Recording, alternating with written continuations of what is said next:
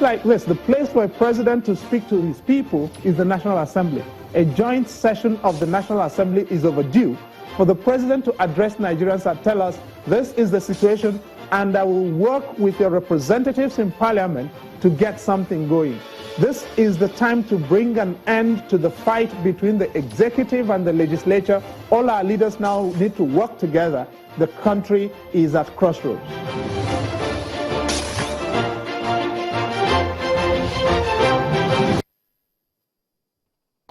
Thank you so much, everyone. Welcome back to the program. We've been speaking with Chief Wale Oshun, an elder statesman and leader of the Afenifere Group.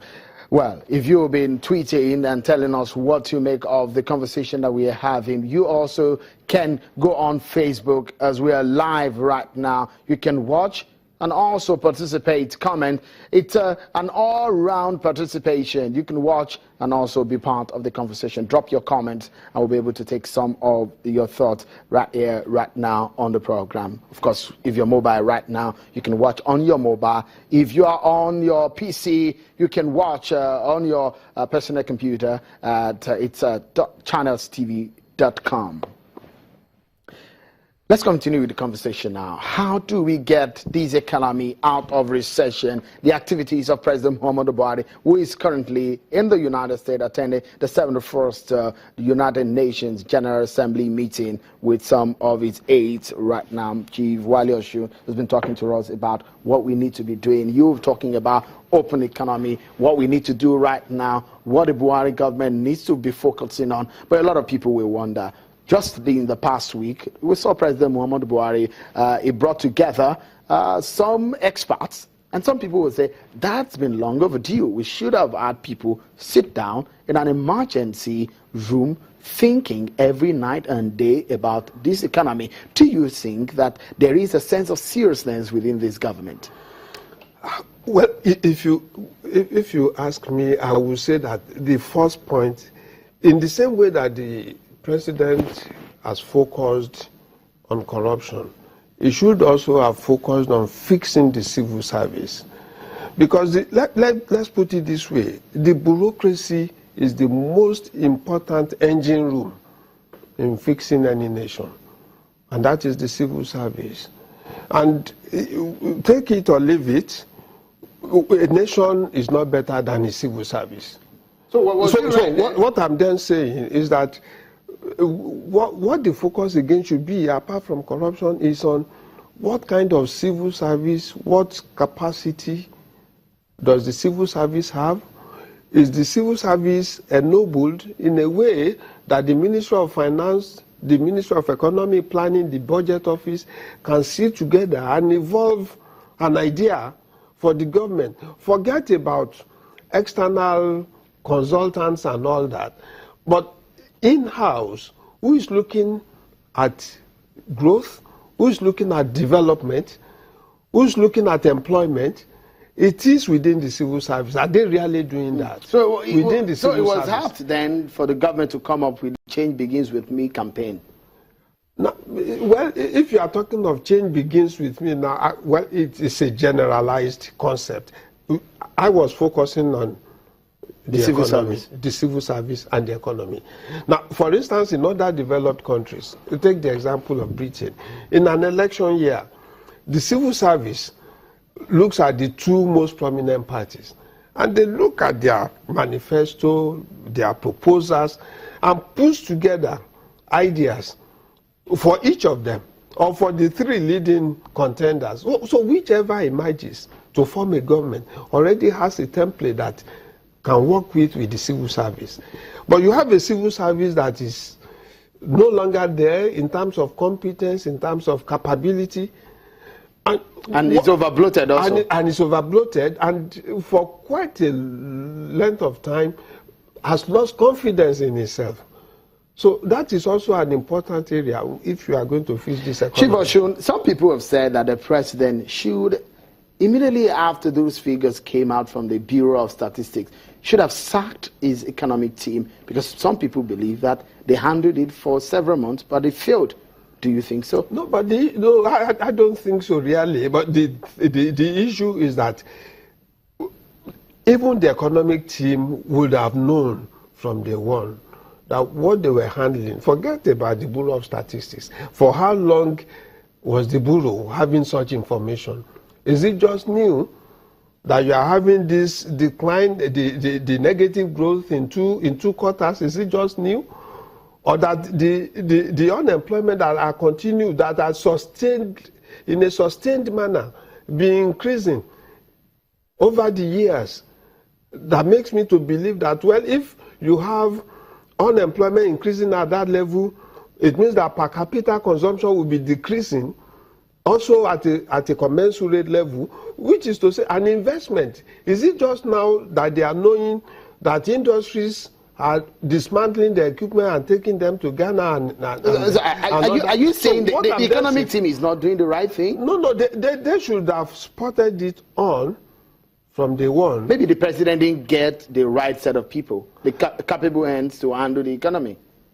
Well, or you think it's more complex than the team? No, the team is the most important thing, really, because the president can only rely on advices and information coming to it. So I also want to see an economic team that is much more forceful and that can contend these ideas, can face the public and discuss these ideas. The policies of government, yes. Do you think they're strong enough to convince Nigerians that we are in the end of a government that can drive us to the promised land? Precisely what I'm saying, that the economic, who are the members of the economic team, the fellow in budget, in the central bank, in Ministry of Finance, but how often have they come out with specific policy issues? They need to come out, contend them, see the reactions of Nigerians, because Nigerians will suffer to fix this economy. Let me contend one thing, that there is no way you fix this economy that the sufferings will not be there. If you intend to fix it the way it is being fixed now, which I disagree with, because I would rather see a situation in which you look at the tariff structure and you discard all these concepts about global responsibilities where you cannot tickle with your tariff or monetary policy to protect your own economy. I believe that deliberate decisions should have been made to protect the industrial capacity in our country. And then we import practically everything. So you go to UK, the doors are wooden doors. The wood is imported from Nigeria and other African countries, but we import metal doors from China. And I cannot understand why you have such a tariff system that would allow metal doors to come into a country where you have a forestry. So, I mean, in almost 2 years of this government, are you saying that there hasn't been really any strong economic policy that has changed? That is the area where greater tinkering will put the government and people of the country in a revival mood. Chief Oshun, you know well that in a revival mood. A lot of people will know that communications is very key in governance, and a lot of people will know that confidence in government, especially in this kind of period, is very germane. Do you see the President, Muhammadu Buhari, as such that can give hope to Nigerians in terms of the way he carries people along, politically, of course, and generally? You know, I think it's the fault of Nigerians now, because you are expecting the President to be a messiah.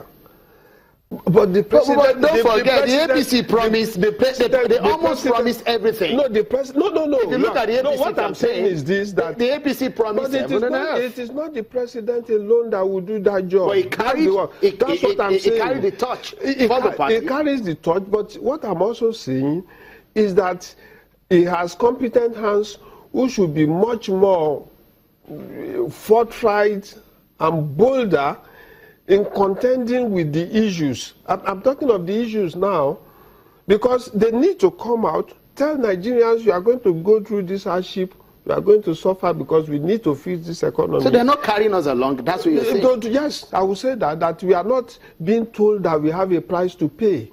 And that is why every time all the responsibilities is put at the doorstep of the government, as if it is not doing anything. But you can see that it is is taking actions, but somebody must come out. It's not at the level of communication now in the Ministry of Communication. No, at the level of the functional sectors. That is the Ministry of Finance, the Central Bank. They must come out really to let us know. Is competence an issue in those key areas?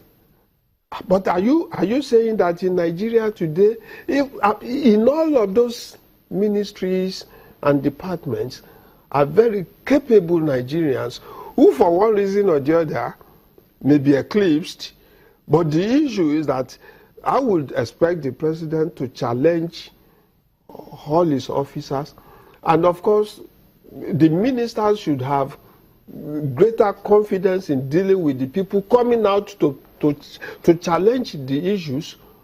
They are not doing enough of that. Again, Chief, they are not talking enough of that. Chief, for sure, are Nigerians, did Nigerians actually had too much expectation from this government?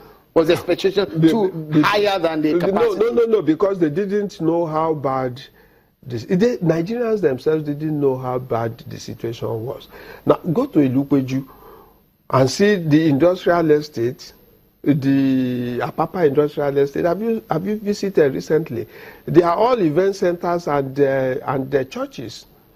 Go there and see. So Nigerians themselves are taking for granted certain things that within their nose, all the productive capacities of the country are being cut. Chief Oshun, the very important issues that you are mentioning about, the overall outlook of this government, again, will give some level of confidence. When you're hearing about plagiarism of president's speech, issues relating to the fact that the speech was copied and pasted from some fellow within the office, into the presidency, what kind of reputation does it bring for a government that stood and came on the platform of integrity? But there we are also talking, I spoke about the civil service, the competence, and the need to serve. We should be the bastion really of the civil service. So if that happened, some heads, of course, would have rolled or should roll, whether the permanent secretary of that ministry or the department that is responsible for writing the president's speech. I mean, that should have taken place. Somebody has to pay a price for that. But much more significantly is the economy which you had alluded to. And I want to draw attention to one single fact, that you can only solve this problem by focusing on protecting local productive capacity, whether primary industries or secondary industries. Of course, in the tertiary, we are not even there.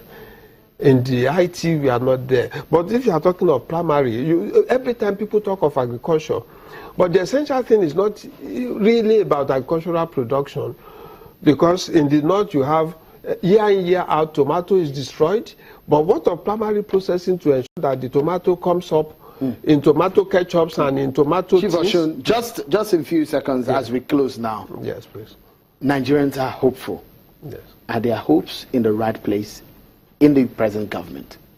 Of course, they should be hopeful for the simple reason that at least we have a president that is committed, and whatever the weaknesses are, that is interested in fixing the problem. All right.